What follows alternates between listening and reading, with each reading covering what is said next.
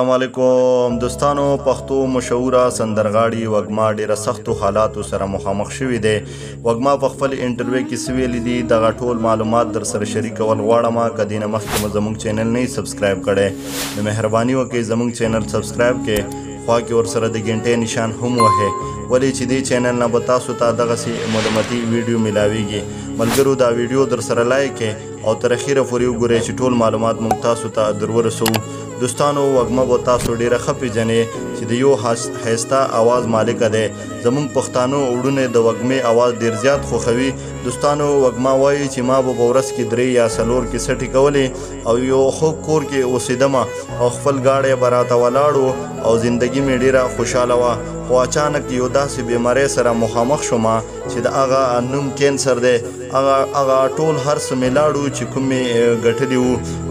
اوس ډیره سختو سره مخامخ شوی یم چې د یو کرایي کور کې اوسم او حالات مې ډیر زیات خراب دي او کار نشته او ټولو مینوالو نه دا اپیل کړی دی چې زه پښتنو سره ډیره مینه لرم او د پښتو ژبې دپاره ما خپل کریر کې ډیرې قربانۍ ورکړي دي. وږمه وایي چې الله پاک دې وکړي چې یو داسې انسان را پیدا شي چې زما ټول علاج وکړي او ما په خپلو خپو او واپس بیرته ودروي.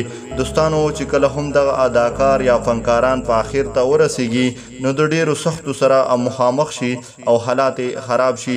دوستانو الله پاک د هر انسان سره ډیره مینه لري، خو څوک هم د الله پاک د احکاماتو نه اخوا دېخوا لاړ شي نو د ډیرو سختو سره مخامخ شي. الله پاک دې د ټولو انسانانو مل شي او وږمې ته د الله پاک روغ صحت ورکړي. دوستانو دا و د نن ورځې نوې معلومات. د نورو ویډیو پورې په لوی الله سپارم. د خپل ځان او د خپلو بچو ډیر خیال ساتئ. د الله په امان.